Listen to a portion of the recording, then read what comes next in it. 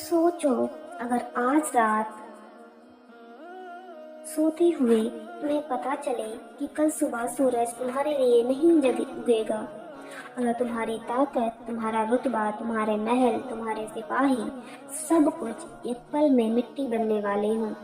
बस यही डर था जो फिरऔन को अंदर ही अंदर खा रहा था, लेकिन अफसोस वो डर को भी घमंड के नीचे दबा रहा था।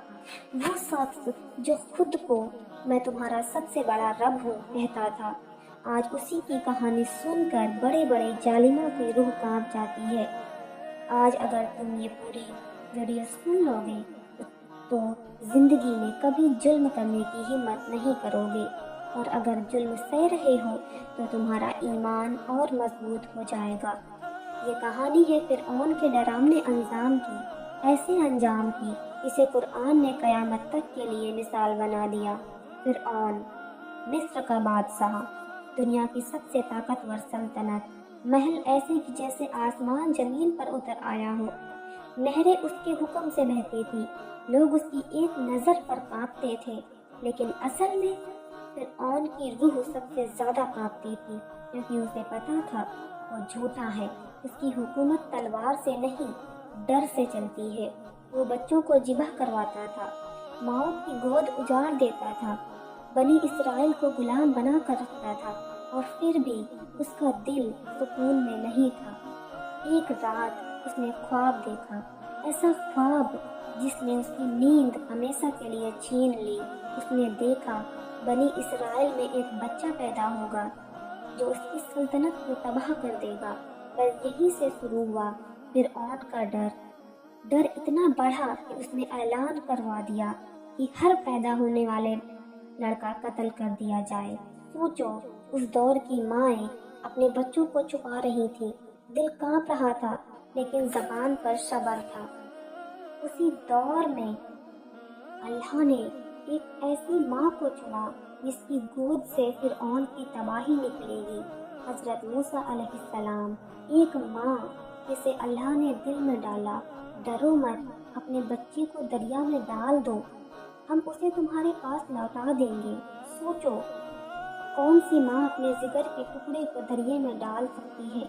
लेकिन ये मामूली माँ नहीं थी, ये अल्लाह पर यकीन रखने वाली माँ थी। दरिया जो फिरऔन की ताकत की निशानी था, आज उसी दरिया ने फिरऔन के दुश्मन को पालना दिया। और मजे की बात सुनो, जिस बच्चे को मारने के लिए फिरऔन ने लाखों बच्चों का खून बहाया, उसी बच्चे को खुद फिरौन ने अपने महल में पाला। अल्लाह जब पकड़ करता है ना, तो दुश्मन को अपने ही हाथों से पालने पर मजबूर कर देता है। वक्त बीतता गया, मूसा बड़े होते गए और फिरऔन का घमंड और बढ़ता गया, लेकिन अल्लाह की पकड़ धीमी होती है, मगर जब आती है तो सांस तक नहीं लेने देती। एक दिन मूसा अलैहिस्सलाम को नबूवत मिली। अल्लाह ने कहा, फिरऔन के पास जाओ, वो सरकस हो चुका है। सोचो उस पल को, एक अकेला नबी और सामने दुनिया का सबसे बड़ा जालिम। लेकिन मूसा अलैहिस्सलाम डरे नहीं, क्योंकि जिसने दरिया को रास्ता बनाया हो उसके लिए फिरऔन क्या चीज है। मूसा ने कहा, ऐ फिरऔन, मैं रब्बुल आलमीन का रसूल हूँ। और यहीं से फिरऔन का असली डर शुरू हुआ। उसने मूसा की बात सुनी, समझी, लेकिन माना नहीं, क्योंकि घमंड अकल को अंधा कर देता है। फिरऔन ने कहा, अगर तेरा रब सच्चा है तो कोई निशानी दिखा। और मूसा अलैहिस्सलाम ने अपनी लाठी फेंकी और वो सांप बन गई। महल में सन्नाटा छा गया, जादूगर कांप गए, दरबारी पीछे हट गए, लेकिन फिरऔन फिर भी नहीं झुका। क्यों? क्योंकि जब दिल पर ताले लग जाएं तो मोजिजा भी असर नहीं करता। यहीं से अल्लाह ने फिरऔन को मोहलत दी ताकि उसका अंजाम और भी डरावना हो, और वो अंजाम इतना खौफनाक था कि आज भी कुरान पढ़ने वाला कांप उठता है। फिरऔन ने जब मूसा अलैहिस्सलाम का मोजिजा देखा तो उसके दिल में एक लम्हे के लिए खौफ उतरा, लेकिन उसी लम्हे घमंड ने उसे कुचल दिया। वो समझ गया था ये आम इंसान नहीं है, लेकिन फिर भी उसने सच को कबूल नहीं किया, क्योंकि फिरऔन को सबसे ज्यादा डर इस बात का था اگر آج میں چھپ گیا تو کل میری حکومت ختم ہو جائے گی۔ اسی لیے اس نے حکم دیا، موسیٰ جادوگر ہے، اس کے مقابلے میں پورے ملک کے سب سے بڑے جادوگر بلائے جائیں، اور ایک دن طے کیا گیا جس دن پورا مصر جمع ہو، میدان سجا، ہزاروں لوگ، فرعون اپنے تخت پر بیٹھا، سینے میں گھمنڈ، آنکھوں میں نفرت، جادوگر آئے، رسیاں ڈالی، لاٹھیاں پھینکی، اور لوگوں کی آنکھوں پر جادو چل گیا۔ لوگ چیخ اٹھے، یہ تو سانپ بن گیا، لیکن موسیٰ علیہ السلام نے جب اللہ کا نام لیا، اپنی لاٹھی پھینکی تو وہ سب جھوٹ نکل گئی۔ اس میدان میں جو سب سے پہلے سچائی سمجھے وہ جادوگر تھے، وہ گر پڑے اور کہہ دیا، ہم موسیٰ علیہ السلام اور ہارون کے رب پر ایمان لائے۔ بس یہی فرعون پاگل ہو گیا۔ اس نے چیخ کر کہا، میری اجازت کے بغیر ایمان لائے ہو، میں تمہارے ہاتھ پیر کٹوا دوں گا، سولی پر چڑھا دوں گا۔ لیکن جادوگر مسکرا رہے تھے، کیونکہ جس نے سچ دیکھ لیا ہو اسے موت کا ڈر نہیں رہتا۔ انہوں نے کہا، جو کرنا ہے کر لو، ہم اپنے رب کی طرف لوٹ رہے ہیں۔ یہ وہ لمحہ تھا جہاں فرعون ہار چکا تھا، لیکن اسے کبھی احساس نہیں ہوا تھا۔ اس کے بعد اللہ نے فرعون پر ایک کے بعد ایک عذاب بھیجے۔ پہلے قحط آیا، فصلیں سوکھ گئیں، نہریں بیکار ہو گئیں۔ لوگ فرعون کے پاس آئے، اپنے رب سے دعا کروا دے۔ فرعون بولا، اگر یہ مصیبت ٹل گئی تو میں موسیٰ علیہ السلام کی بات مان لوں گا۔ موسیٰ نے دعا کی، عذاب ہٹا، اور فرعون پھر وہی گھمنڈ، نہ وعدہ نبھایا نہ سبق لیا۔ پھر ٹڈیاں آئیں، کھیت کھا گئیں، گھروں میں بھر گئیں، پھر جوں، پھر میںڈھک، پھر خون، پانی خون بن گیا۔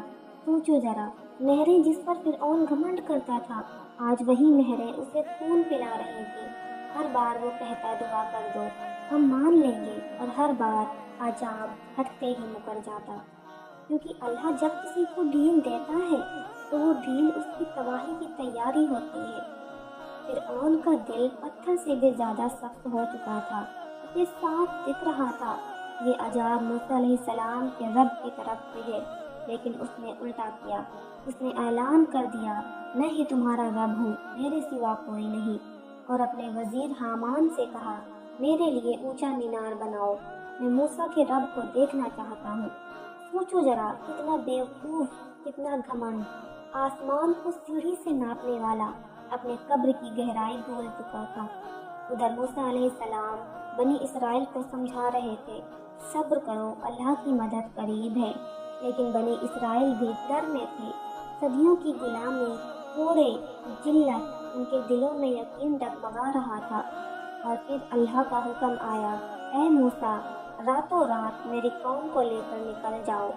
وہ رات اتہاس کی سب سے بھاری رات تھی۔ بنی اسرائیل چپ چاپ نکلے، اور جب صبح ہوئی، فرعون کو خبر ملی، اس کی آنکھوں میں آگ بھر گئی۔ اس نے کہا، اے لوگ تھوڑے ہیں، ہم انہیں کچل دیں گے۔ اور اس نے پوری فوج جمع کر لی، گھوڑے، ہتھیار، ریت کانپ رہی تھی۔ فرعون کو لگ رہا تھا آج آخری جیت میری ہوگی۔ ادھر بنی اسرائیل دریا کے کنارے پہنچے، سامنے دریا، پیچھے فرعون کی فوج۔ لوگ بولے، اے موسیٰ، ہم تو پکڑے گئے۔ لیکن موسیٰ علیہ السلام نے جواب دیا، وہ ایمان کی بلندی تھی، ابھی نہیں، میرے رب میرے ساتھ ہے۔ اور اسی لمحے اللہ کا حکم آیا، اپنی لاٹھی دریا پر مارو۔ جیسے ہی موسیٰ علیہ السلام نے دریا پر اپنی لاٹھی ماری، کچھ ایسا ہوا جو انسانی عقل آج تک سمجھ نہیں پائی۔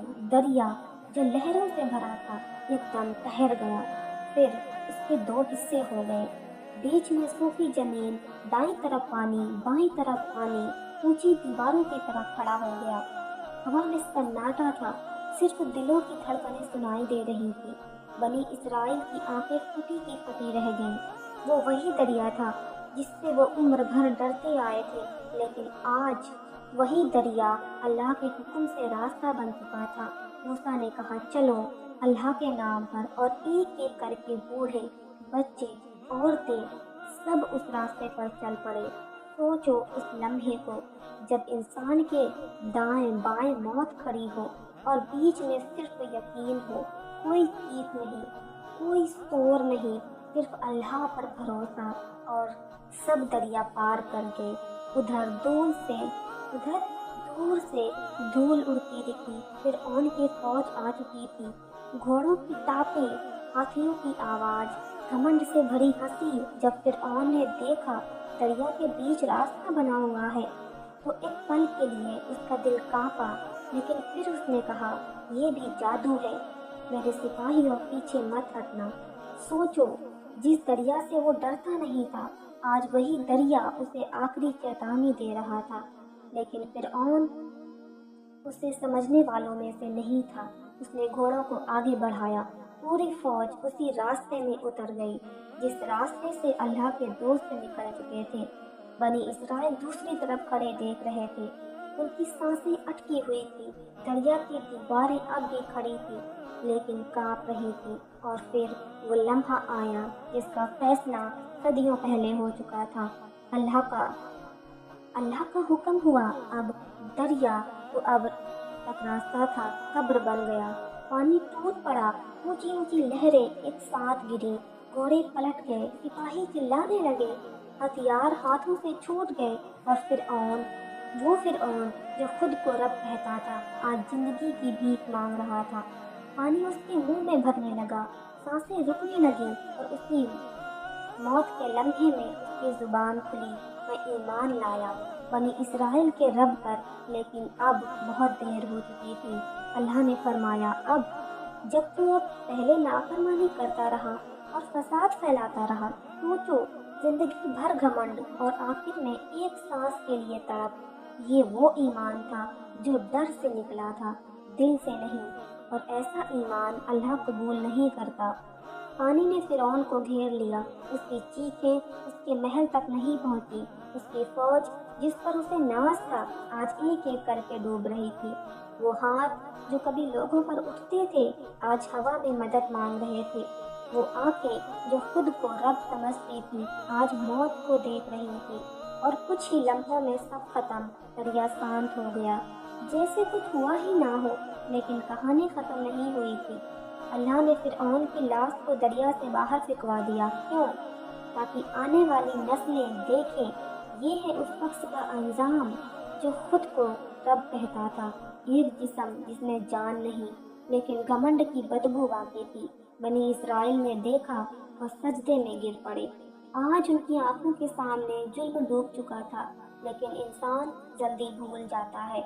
بنی اسرائیل بھی آگے چل کر بھٹکیں گے اور پھر سے سبق دیے جائیں گے، لیکن فرعون کی کہانی اللہ نے ہمیشہ کے لیے قید کر دی قرآن کریم میں، تاکہ جب جب کوئی ظالم اٹھے اس کے کانوں میں یہ کہانی گونجے اور اسے یاد آئے، گھمنڈ کا انجام صرف پانی نہیں، جہنم ہے۔ دریا سب کچھ نکل چکا تھا، شور ختم ہو چکا تھا، لیکن اللہ کا فیصلہ ابھی مکمل نہیں ہوا تھا۔ اللہ نے فرمایا، آج ہم تیرے بدن کو بچا لیں گے تاکہ تو آنے والے لوگوں کے لیے نشانی بن جائے۔ سوچو ذرا، جس فرعون کو لوگ سجدہ کرتے تھے آج اس کی لاش ریت پر پڑی تھی، نہ تاج، نہ تخت، نہ فوج، صرف ایک سڑا ہوا جسم۔ لوگ جمع ہو گئے، بنی اسرائیل کی آنکھیں کھلی کی کھلی رہ گئیں۔ یہی وہ شخص تھا جو کہتا تھا، میں تمہارا سب سے بڑا رب ہوں۔ آج وہی خود کو نہیں بچا سکا۔ یہ کوئی کہانی نہیں، یہ عبرت ہے۔ اللہ نے فرعون کی لاش کو صدیوں تک بچائے رکھا تاکہ ہر دور کا ظالم دیکھے اور کانپ جائے۔ آج بھی اگر انسان جائے تو اس جسم کو دیکھ سکتا ہے، لیکن افسوس، دیکھنے والی آنکھیں تو ہیں، سمجھنے والے دل بہت کم۔ فرعون مر گیا، لیکن فرعونیت نہیں مری۔ آج بھی دنیا میں فرعون زندہ ہیں۔ کوئی کرسی پر بیٹھ کر ظلم کرتا ہے، کوئی دولت کے نشے میں، کوئی طاقت کے گھمنڈ میں۔ ہر وہ انسان جو خود کو اللہ سے بے نیاز سمجھے وہ فرعون ہے، اور اللہ کی سنت نہیں بدلتی۔ وہ مہلت دیتا ہے، اس کی ڈھیلی رکھتا ہے تاکہ ظالم سمجھے کہ سب ٹھیک ہے، لیکن جب پکڑ آتی ہے تو فرعون بھی نہیں بچتا۔ آج جو ظلم سہ رہے ہیں یہ کہانی ان کے لیے ہے، اور جو ظلم کر رہے ہیں یہ ان کے لیے چیتانی ہے۔ اللہ ظالم کو ڈھیل دیتا ہے لیکن چھوڑتا نہیں ہے۔ ایک دن نہ فوج کام آئے گی، نہ دولت، نہ چالاکی، بس عمل سامنے ہوں گے۔ سوچو اگر فرعون جیسی گھمنڈی بچ نہیں سکا تو ہم اور تم کس گنتی میں ہیں؟ اسی لیے ابھی وقت ہے، توبہ کا دروازہ کھلا ہے، سانسیں چل رہی ہیں، دل دھڑک رہا ہے۔ کل کا بھروسہ مت کرو، کیونکہ فرعون نے بھی آخری سانس پر ایمان لانے کی کوشش کی تھی، لیکن وہ ایمان قبول نہیں ہوا۔ اللہ ہمیں ایسے انجام سے بچائے اور ہمیں موسیٰ والے یقین والوں میں شامل کرے۔ اگر آپ کو یہ ویڈیو اچھی لگی ہو، اگر ایک لمحے کے لیے بھی آپ کی آنکھیں نم ہوئی ہوں تو سمجھ لینا یہ ویڈیو اپنا کام کر گئی۔ ایسی ہی عبرت والی روح ہلا دینے والی اسلامک واقعات سننے کے لیے ہمارے چینل جاکرین وائس سے جڑے رہیں۔ ویڈیو کو لائک کریں تاکہ یہ پیغام اور دلوں تک پہنچے، اور کمنٹ میں لکھیں اللہ ہمیں ظالم بننے سے بچائے، کیونکہ کہانی فرعون کی تھی لیکن سبق ہم سب کے لیے تھا۔